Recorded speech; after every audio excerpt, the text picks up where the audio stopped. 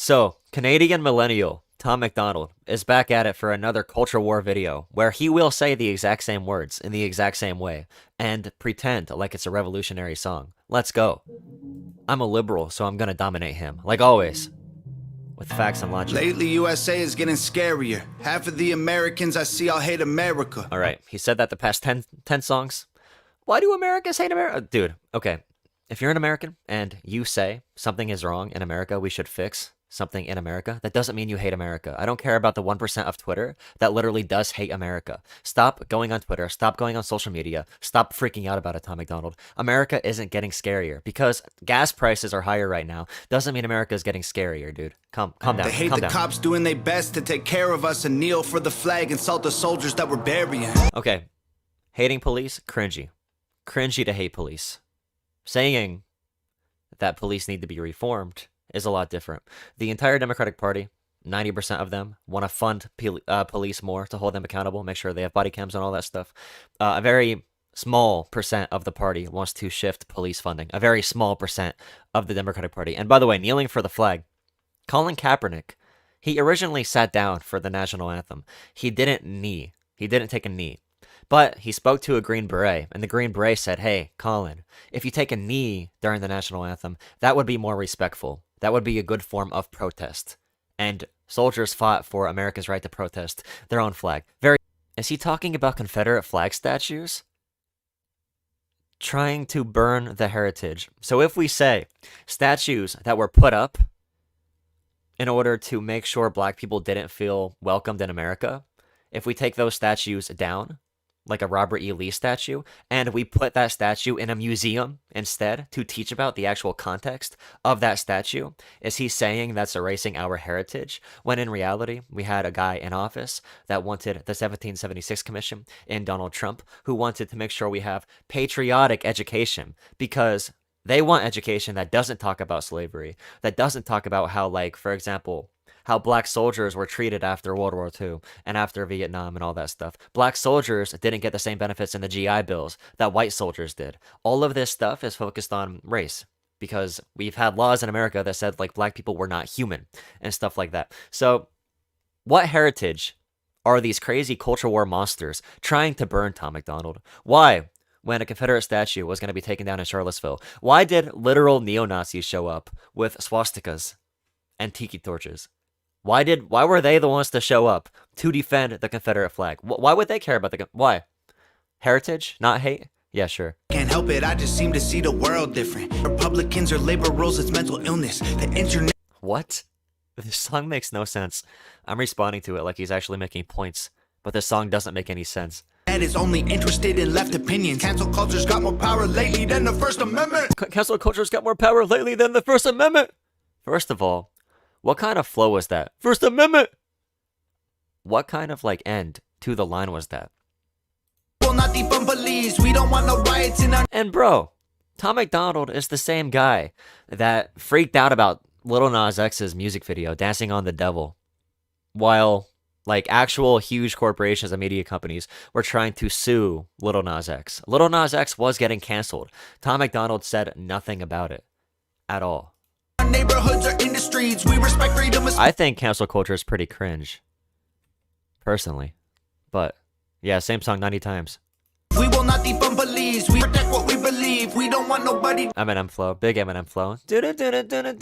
Yeah. So please do not tread on me. In America, the freedom ain't free. Why did we need this song, dude? Why did we need it? He said in his community tab that he knows people are sick of his political songs. I'm not even sick of the political songs. I'm sick of every song being the exact same thing. There's no introspection. It's a bunch of, like, Ben Shapiro one-liners. He's not going deep into any topic. It's not liberals or Republicans. It's mental illness. What? Like, what are you even talking about, bro? I won't ever take a knee. Our freedom is the reason you can disrespect. This is so bad! Bro, he does this because it makes him a lot of money. There's no other reason he does this. He's not saying anything. The hook is worse than ever before. I didn't think it could get worse. His hooks have always been pretty bad, but holy crap. You know what the hell happened This to is the the worst one yet. Patriots lately? This Fake Woke was 10 times better than this. Snowflake was a copy of Fake Woke, and it was still 10 times better than this. But this is trending, so Tom McDonald, he'll keep, he'll keep on making the same music because he'll go trending. He'll make a lot of money from it, get more fans. He can be the culture war rapper for all the people that believe in what he's saying. The hell, I just want to celebrate Thanksgiving with my family. This might be a reasonable verse from his perspective. The issue is his entire musical genre is very far to the cultural, social, authoritarian angle. Anti-LGBT, anti-BLM, all that stuff. Although he made a couple pro-BLM statements, he definitely is like a poor white guy from a rural area, which I deal with very often, who feels like the system, hurts everybody exactly the same. So he gets really mad when there's favorability towards groups that are oppressed. But this final statement here. You can hate the government and still love the country. The fundamental. You can hate the government but still love the country. People should know that the government is not one thing. The government is millions of people working inside that government. So we need as many good people as we can influencing the government, because if we don't make sure we have good people influencing the government that want to do good things, then corporations and other entities will take control of our government. So that's why I did support somebody like Bernie Sanders, who takes no corporate donations, who does advocate for giving money to people. Even if you are more conservative and you think what Bernie Sanders wants to do are handouts, it's good to have somebody that wants to give $2 trillion to regular people versus somebody like a Donald Trump, whose main policy proposal was to give $1 trillion or $2 trillion to the top 1%. It's good to have people in there who are advocating for pro-people issues, not just speaking to them in like cultural lenses, not just blaming immigration, not just blaming China, not just blaming another extraneous factor. We need as many good people as we can in the government. The government is not one thing. Like, I wish it was.